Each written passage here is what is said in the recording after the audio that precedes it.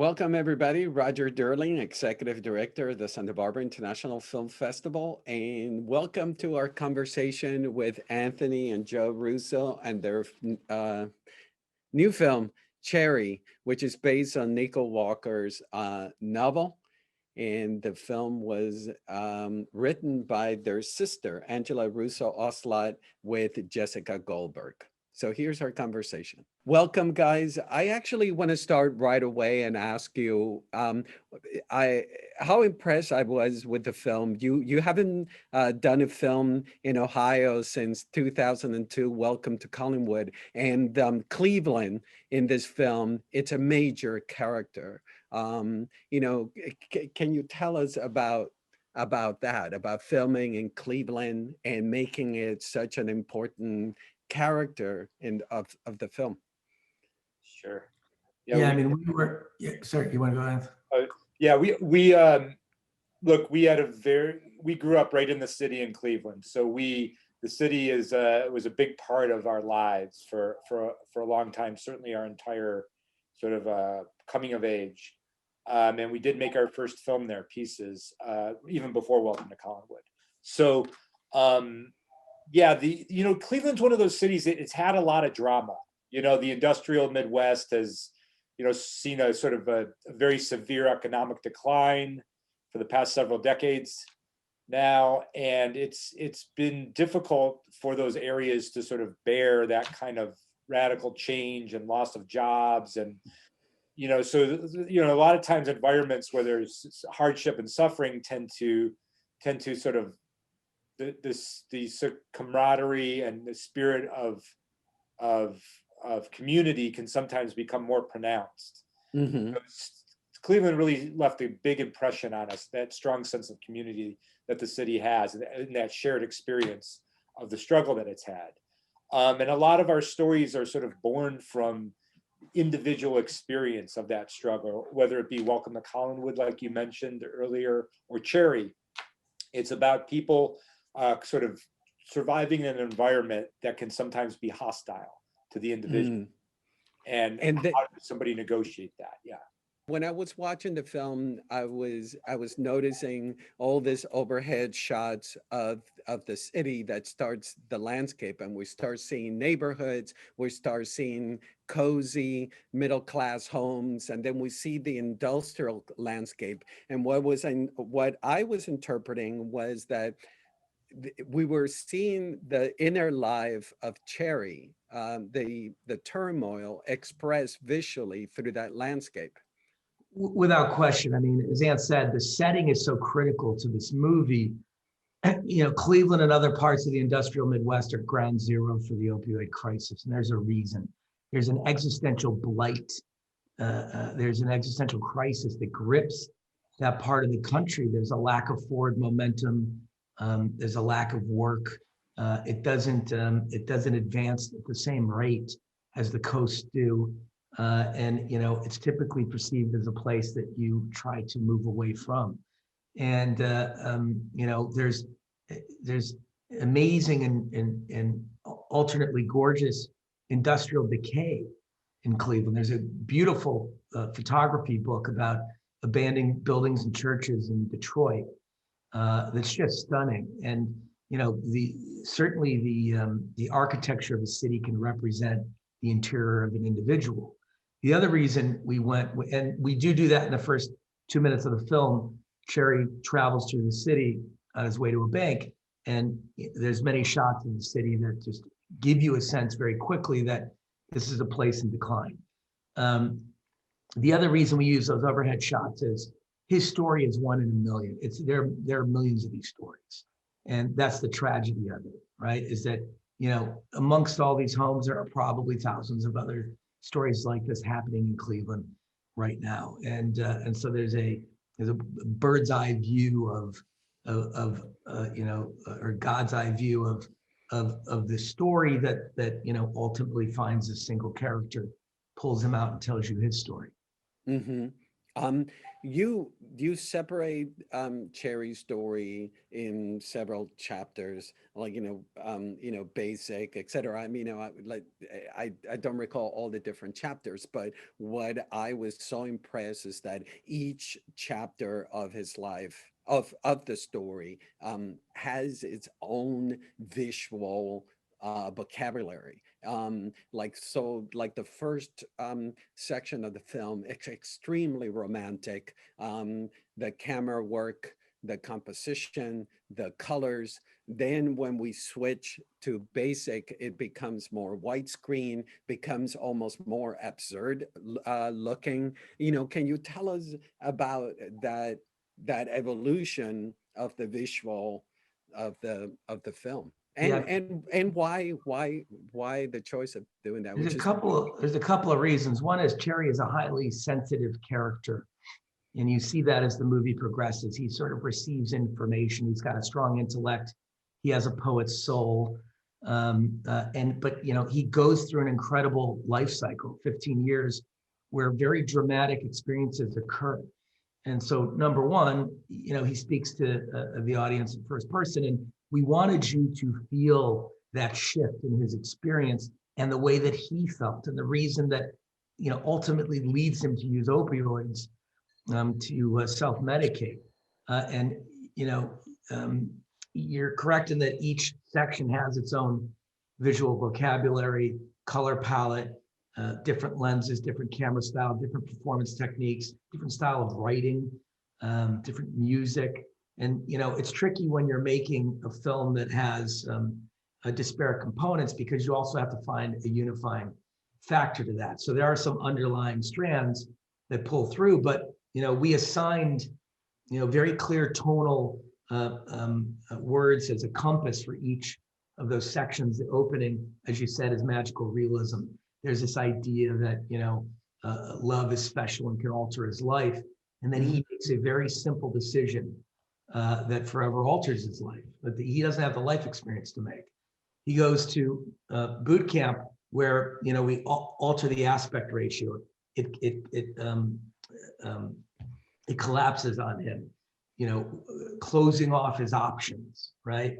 And which also exaggerates the single wide lens we use to shoot that entire sequence, because his perception of being trained for war is absurd, because he finds this sort of toxic masculinity and lack of real training and education disturbing. And he knows he's going to be in trouble when he gets over there. When he gets over there, we slowly blend that absurdism into psychological horror. As he gets damaged in an irreparable way, when he comes home, he brings that horror with him. Right now, he's suffering from PTSD, and we start using the camera to segregate him from the things that are happening around him, where we place him in the frame. It's his psychology is deconstructing and deteriorating, and he can't stop it. And then he placates that internal trauma with self-medication, which leads to the irony that we use to apply in the sense of calm that overcomes him in the drug section. But then that starts to deconstruct and deteriorate, leading to his incarceration, which is all shot, silently, poetically, camera traveling in one direction, until he has that moment of epiphany. And this can happen with addicts, as they reach a moment of epiphany in which everything then reverses, and he's able to get his life back on track. And then you see the tragedy in his face at the end. Now, what was this all plotted out beforehand, or is something that you were uncovering as I mean, I mean, there's so much I want to talk to you about. I mean, I was so impressed with the editing, like in the war sequences, you're using very long takes, but by the time that there's this gorgeous edited sequence where he's in the movie theater and he punches the mirror, and the style of editing even shifts from chapter to chapter. Yeah, very much. I mean, look, we do like to very thoroughly plan things out, but we also have an approach where we'll throw out the plan as we go, as we find things, as we find new ideas to explore, new ways to express the film. there's this filmmaking adage that Joe and I like to cite, which says you make a movie 3 times over: when you write it, when you shoot it, and when you edit it. And it is an opportunity at all 3 stages to completely reinvent the movie. And so I think your observation about editing is spot on, in the sense that while much of the film was well thought out and conceived, we did discover a lot of new things in the editing process with our editor, Jeff Groth, that we didn't imagine when we set out to shoot the film. Mm-hmm. And then the movie goes through all these different emotions, and you obviously are dealing with very dark material, but there's also a lot of humor as well, and romance. Was that something that was a challenge to balance all those different tonal shifts in the film? Was something that we like complete movie experiences. We like when you go into a movie and you get to laugh and cry and be surprised and be scared for the lead character. And the more that the movie can encapsulate, it's the more that Anthony and I seem to enjoy the material. So we like really complex material. The approach to this film, certainly the novel had this voice that was unique. And what we responded to in Nico Walker's writing was, he seemed to encapsulate the crisis that we see, and we both have children, in Gen Z, and this sort of, the echo chamber, this toxic echo chamber that they can get stuck in. They're more reliant on technology than any generation prior to them, and so the movie really is targeted in a way towards them receiving this material, and that's another reason that the visual stylization of the film is so dramatic. Is this is a generation that is used to, consuming volumes of segregated information very quickly, and very different tones. I will watch my kids use TikTok and they'll laugh, and then they'll get something profound, and then they'll get something with some social commentary in it, and then they'll swipe again, and they'll get a recipe, and then so the volume of information that's coming at them, and the disparate types of information is dramatic and significant. And, so the techniques in the film, a lot of them were derived to try to appeal to that generation, to take them on a journey through this material so they didn't feel like they were getting their medicine in a way, because this is an issue film. It deals with trauma. It deals with, self-medication with street drugs that you can put in your mouth and forever alter the course of your life, because they're scientifically engineered to make you addicted to them. So that's really ultimately the most important aspect of the movie. It was the most important aspect of the movie for us when we were making it, was how do we reach people and impact them, the people who are most at risk to this kind of issue. And it really, using different tones, we felt was the most appropriate way to do that. Guys, when I was watching the film, I was very aware, and you were succeeding doing it, is that you're able to link the experience of the war to the PTSD and to the opiate world. How challenging, I mean, I keep using the word challenging, but how was that a difficult thing to link those 3 experiences? Not it wasn't so difficult. It was almost like a chain reaction for us in terms of how we thought about the movie and how we thought about Cherry's experiences. And these experiences, of course, of the character are reflective of many real life experiences that veterans have had. So it's sort of a well-documented pattern that we've seen in many people. But for us, no, there's sort of like a cause and effect that happens throughout the film. There's this moment early in the movie where the 2 characters are basically falling in love. And Emily, played by Sierra Bravo, sort of gets scared by that experience, and she pulls back, and she tells Cherry she's gonna leave town and go to a different school. Cherry, in reaction to that, decides he's going to join the army. feeling sort of lost and with her leaving him. And it's like that simple decision sets off a chain reaction that leads through all the events you're describing. Cherry, somebody who's perhaps not mentally ready for the reality of war, goes there, tries to serve as a medic, does well, does his job, serves his country well, and performs well as a soldier, but comes home so traumatized by the horror that he's seen in the war. He's a sensitive person, as Joe mentioned earlier. It's difficult for him to deal with that level of violence. Comes home, doesn't know how to deal with it, needs to medicate himself, begins medicating himself, is aided in that fact by the pharmaceutical industry and the medical community, in the sense that he's prescribed opioids to deal with his pain. And that addiction ends up snowballing into a bigger and bigger addiction that leads to other drugs and leads to a need for money in order to support the drug habit.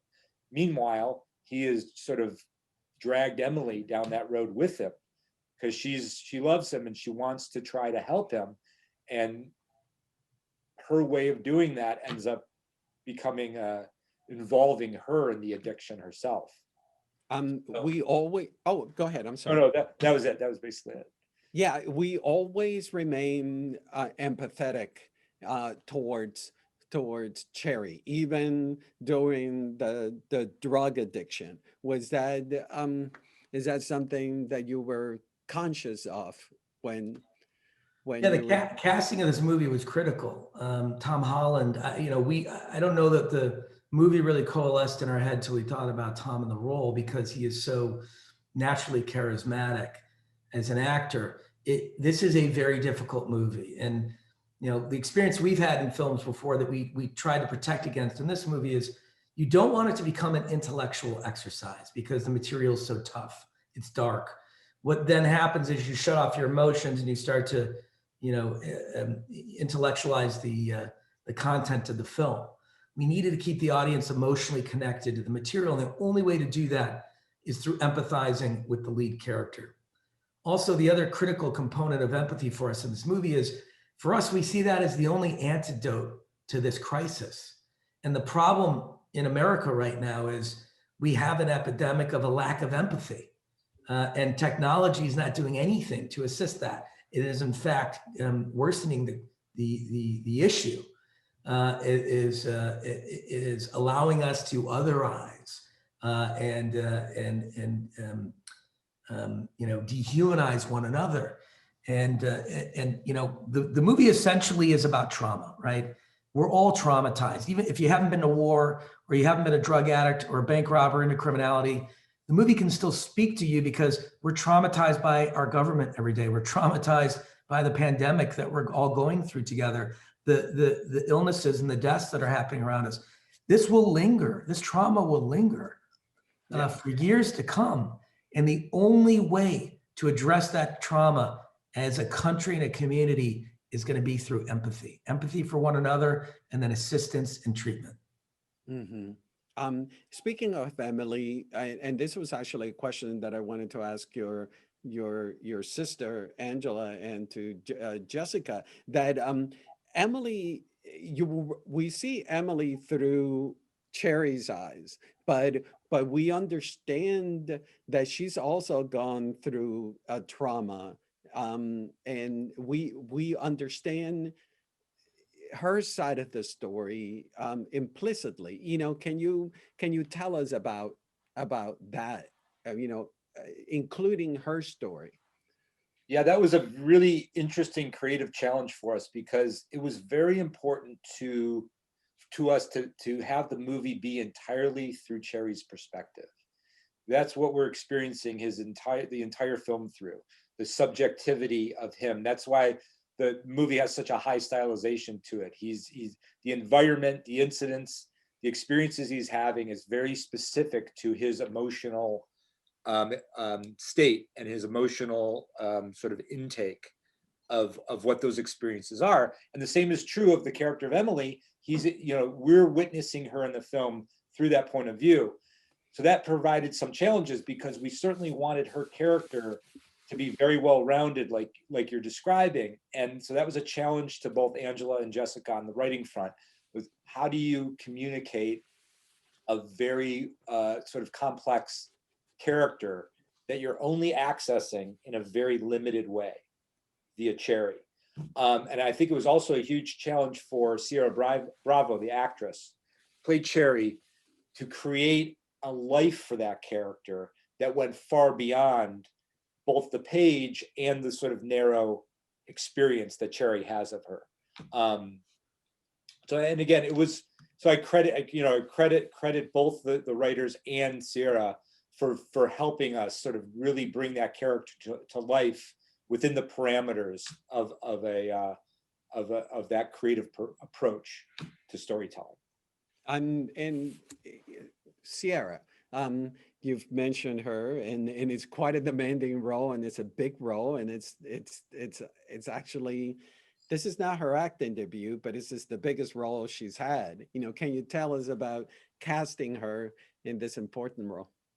As you mentioned earlier, the tone is very complicated. It's dark humor, it's ironic at times, it's dramatic, it's absurd. Really requires deft work on the part of Tom and Sierra. And we knew that the Emily role was going to be very difficult to cast because it needed to encapsulate all those things. The actress needed to have a wide range. And we saw hundreds of people for the part. And I remember we saw a taped audition from her, and Anthony, if you're going, through these hundreds of auditions, 20 seconds in, turned to each other and said, "That's it, we found her." Because she was doing a scene where the commitment level is a very funny scene, but her commitment was intense. And if you play humor for humor, it's not funny. But if you're trying to play humor with emotional commitment, it becomes profoundly funny in a very different way. It can become disturbingly funny because there's emotional truth there underneath the commentary. David Mamet was a big influence on us growing up, and all of his films and plays, and we love Atlantic theater trained actors, actors that can work in the same kind of complexity that Mamet's material has with humor and drama. And she just reminded us of an incredibly well trained Atlantic theater actor, and she was incredible in the film. She has a huge future in front of her. You mentioned Mamet influences. I kept thinking about Kurt Vonnegut in the basic training sequence. There is quite a remarkable shift of tone in that sequence where there was almost a sense of satire in the basic chapter. Can you talk about that? Yeah, I mean, certainly Vonnegut or Joseph Heller.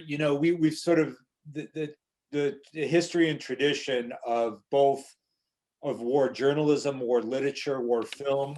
Joe and I don't have direct military experience, but we've made a study of it throughout our lives. It's a subject matter that's fascinated us. And yeah, there is a level of absurdity. I mean, just coming off this conversation we were just having about Sierra, part of the reason why people don't know her yet as an actor, or perhaps, is because she's young. Her and Tom are young people, and that's a part of this story, is that these things are happening to very young people. These very difficult, mature human challenges, and I think that is. When you ask about the basic training sequence, I mean, that's basically it. You're grabbing these young kids and you're training them how to go to war, how to kill, how to go to, how to behave in warfare. And it's a very extreme change, I think, from the environments that they've been coming from. And the fact that there is a bit of, there's a hyper aggression to it. The fact that there is like a sort of a codified process to create people who are ready to kill or be killed. There is a level of absurdity to it when it smacks you in the face. And I think that that was very much Cherry's experience, sort of coming up against this hyper aggression, this sort of like malignant masculinity that you can find in those environments. And yeah, so the character, we tried to support and explore sort of absurdism of that experience for Cherry, which unfortunately flips on its head when he actually goes to war. It very quickly turns from an experience of absurdism to an experience of horror. Because when you confront the actual violence that's happening there and real life and death situations, it sort of changes the tone completely. And do you work with one of my favorite directors, a cinematographer, Tom Siegel, who'd worked with David O. Russell in Three Kings. When you get to the war, there is this very, very long takes that create an incredible sense of suspense. Is that something that you guys had planned in advance? Is something that you discovered when you were shooting that sequence?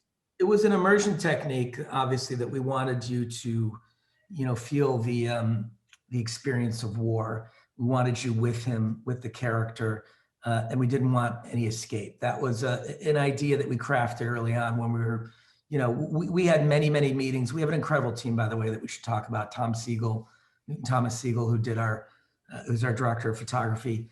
Really, really important collaborator in respect to, the chapters of the film and the techniques we're going to use to tell them. Jeff Haley, our camera operator, we worked with for almost a decade.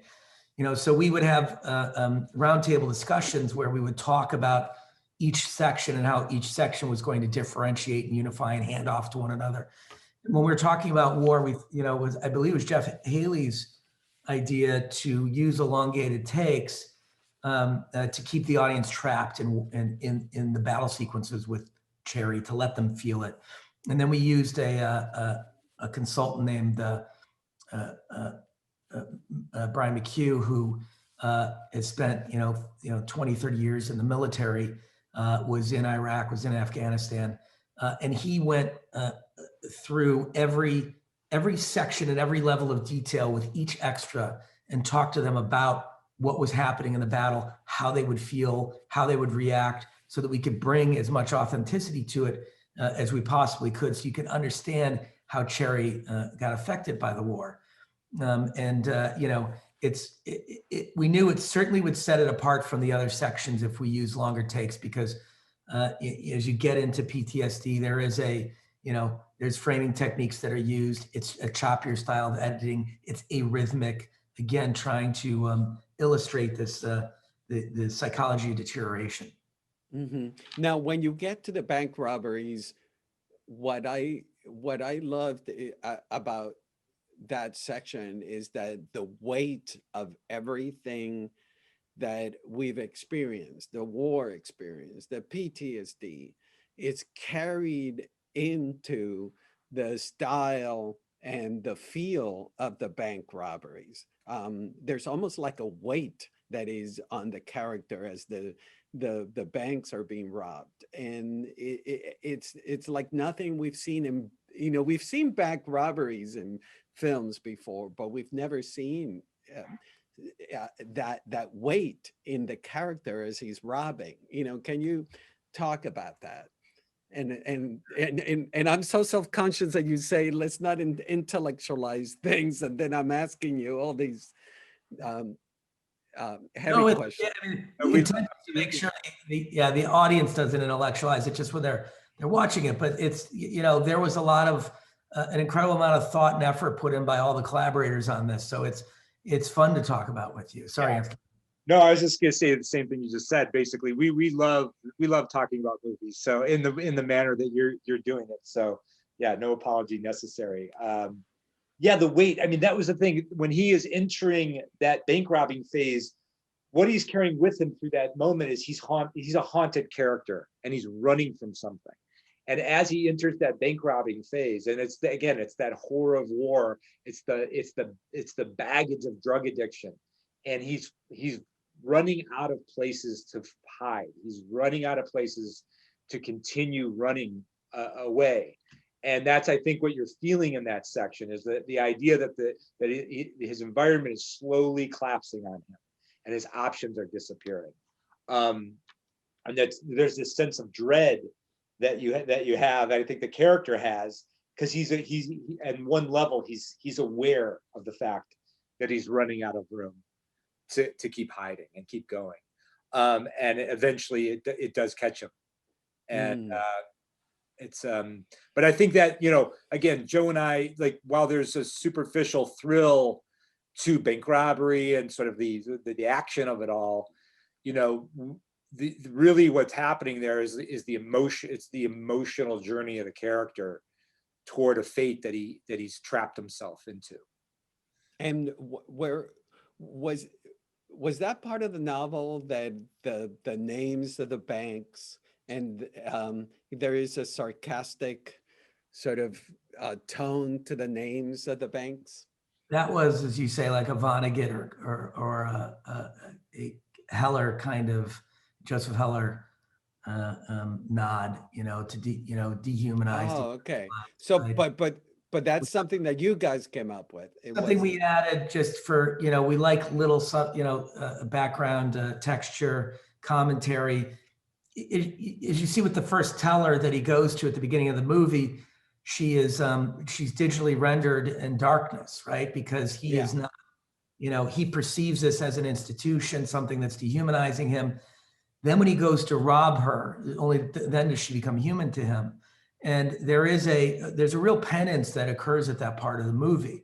And even though, you know, we are making a commentary about institutions in the film and the way that they treat people, there's still culpability on Cherry's part. There is still culpability in it for his actions and the things that he does, and the life choices that he makes. And that's ultimately why the movie is a very modern story, because we live in a world where you can pick, or you can make a decision, and that decision can forever, and you can think it's a simple decision, and it can forever alter your path as a human being. And it's dramatic, and you know, I don't know that we do enough to coach or encourage people on this issue. Is that, you know, when you make these kinds of choices before you have the life experience to make them, they can be damaging. He loses 15 years of his life. That's the pain of the film. That's the modern love story, is that they could have had a nice normal life together, and it gets sidetracked by complete insanity, and he comes out the other side having lost a chunk of his life to the pain. Yeah, correct. So let's talk a little bit about Tom Holland. He loses quite a lot of weight in the film, and then he gains it back on. You know, can you tell us about not just his? I mean, he goes through both a very physical transformation and an emotional journey. You know, can you tell us about working with him and Cherry? Yeah, I mean, look, Tom is an incredibly gifted actor. I mean, you know, we've had the privilege of working with him since we cast him as Spider-Man in Captain America: Civil War. And as you can imagine, the search for the new Spider-Man was extremely extensive. And when we found Tom, it was kind of like when Joe was describing when we saw Sierra audition for this movie. You know, when we found him for Spider-Man, it was like an epiphany. It's like you saw somebody, an extraordinary performer who was right for the role. Moving in the Cherry, you know, the character goes through an incredible sort of 18-year lifespan where he starts off as a sort of a naive college student, evolves into a soldier, that turns into a junkie. You know, and then he ages well beyond that throughout the movie, by the end of the movie. And so he goes through some massive physical transformations in the film. And Tom, there's not a lot of actors that are capable of sort of transforming their instrument that severely. You know, he lost, you know, we started off shooting sections of the movie where he was very thin, and he lost 30 pounds while he was coming into the film. He ended up having to put that weight back on as we sort of shot him in the military sections of the movie, and then he had to return to the more junky phase by the end of the film. So it's like he literally had to gain and lose 30 pounds during the course of the production, which is extremely challenging for anybody. Like a quarter of his body weight. Yeah. I mean, he has a slight build, and this was, dramatic and dangerous, but as Ant said, he physically shredded and emotionally shredded himself for the part. Yeah. The level of commitment was severe. And that's the weight loss is only one part of it. You know, the Correct. intensity of playing a drug addict, where the drug, the need for the drug and the sickness that you get from not getting the drug once you're addicted, you know, sort of racks your body. And Tom had to find ways to convey that on screen simply by working himself into very intense, difficult physical situations. I mean, it was extremely impressive to witness him do that. And again, like Joe and I have worked with a lot of actors, and not a lot of people that are capable of that. It took immense dedication, but that's the kind of performer Tom is. He loves the craft, and he puts every ounce of his being into it. Yeah, I also want to ask you about the music. Your composer did a terrific job in the sense that each section also has its own sonic world, but then there is a through line that ties them all together. And the love theme for Emily and Cherry, you know, can you talk about your composer? Yeah, no, it's very astute. I mean, you know, this is Henry Jackman is someone we worked with for almost a decade and on many, many projects. He works with our company Agbo quite a bit on projects, and he's done quite a bit with Anthony. And Henry's incredibly gifted composer with a real sense of, with a real modern sensibility to him. And we knew he would be perfect for this film. Of course, you know, you want each section of the movie to be heightened via composition. But you do need unification again, or the movie will fall apart and feel like, you know, segregated chapters rather than a single movie-going experience or a single narrative. We knew music was going to be the glue that would hold it together ultimately, and that the film is a love story. It is Zhivago-like in that respect. It is about love lost and then love, you know, potentially regained. And that love theme is the through line, and we use it at several points. And it adopts different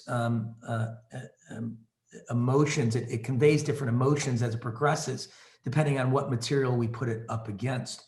But ultimately, you know, the real tragedy of the film is that, you know, we open it with that love theme and we end it with that love theme.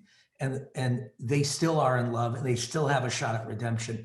It is a hopeful movie. We didn't want to make a film that, you know, its prescription was fatalism. It's not what the film's about ultimately. And so the love theme defines the hope of the film, but it also underscores the pain, again, that Holland feels at the end, or that Cherry feels at the end of the movie, having lost a life cycle out of his life. Yeah, guys, you know, one of the things that was the biggest thrill for me to watch your film was that here the two biggest directors in, you know, box office wise, commercial, and then you grab this subject matter that is a very challenging piece of work, and then seeing, you know, the artistry that you've put and the dedication you've put into each you know, every aspect of the film. It was very thrilling for me to be watching that. I mean, you guys could have easily just coasted into making, you know, commercial films, and instead you seem to have wanted to challenge yourself with this project.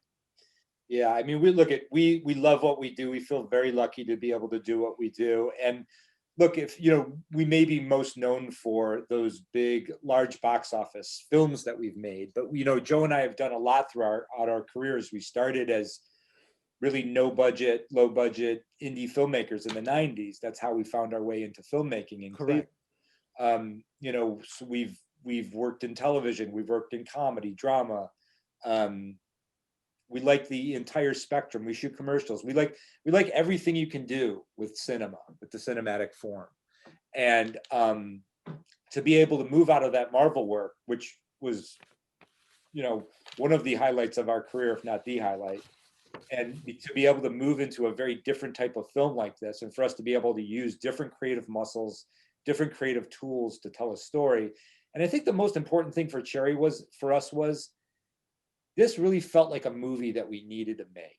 It felt like a movie that we needed to make now, because it is about this experience of the post 9/11 generation, because it is about this opioid epidemic that is still ravaging the country. I mean, we've had the highest, this past year during the pandemic has been the highest number of overdoses from deaths from the opioids yet. So like it's still raging, because we've fought wars that soldiers are still struggling to recover from. You know, these are all ongoing issues that need to be addressed and need to be looked at, need to be examined, need to be thought about and felt and empathized with, like Joe was talking about earlier. So we felt this was a really important movie to make, and for us to make it right now, and for us to do the absolute best version of this movie, because it's a movie we want people to see. You know, it's because we feel like there's an important issues within the film. It was very important to us to make the movie in a way where the movie was going to be watched, where it didn't feel like you were taking your medicine by watching this movie, that you could actually come to the film and enjoy yourself on one level, while you're also feeling the complexity of what the story is about as well.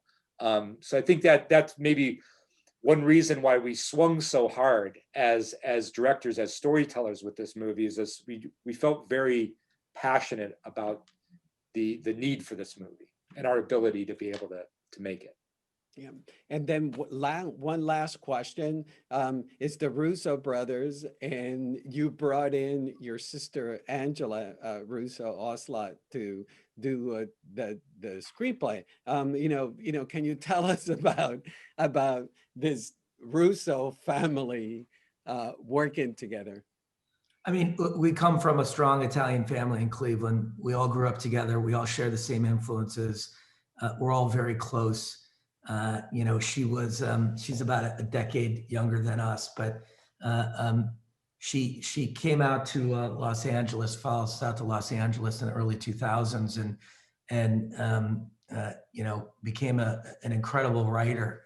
This is just, we've been looking for every opportunity to work together. She works with us at our company Agbo. She's the president of creative there as well, and she may be the best artist of all of us when this is all said and done. That she is incredibly thoughtful, sensitive, emotive, and we knew she had the right facility for the tone in this, the right range and the right experimental brain to play around with the different chapters and all the intense concepts that we wanted to put into the film. The other thing is that Anthony and I became filmmakers because we grew up loving movies together, and we're intertextualists, and our sister is an intertextualist. And the way that we make films is because we want to share them the way that we shared them.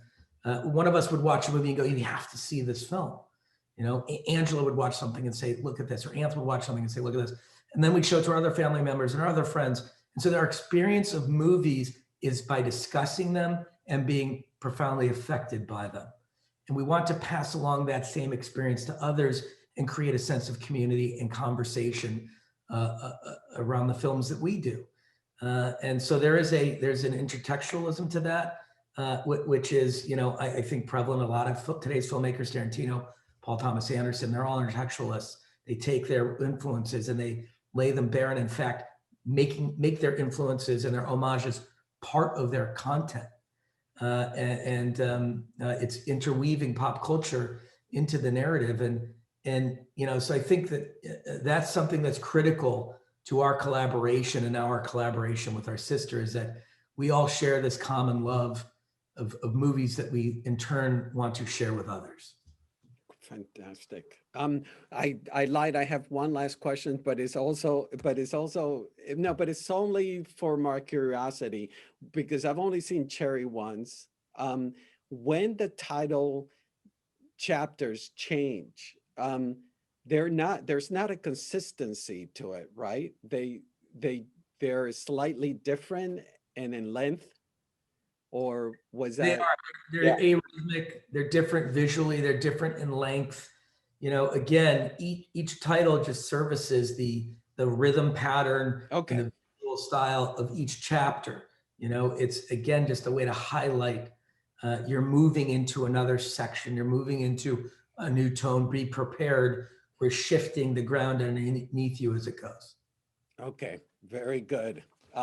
Well, I mentioned earlier that this is the one film I wish I could see on the big screen. It is terrific, a terrific immersive world, and I commend you both. I can't wait for you guys to do another movie, and congratulations, and thank you for taking the time to chat with me today. Thank you, Roger. These were Roger. wonderful questions. It was a great interview. Yeah, we Well, appreciate all your thoughts on the movie. Thank you.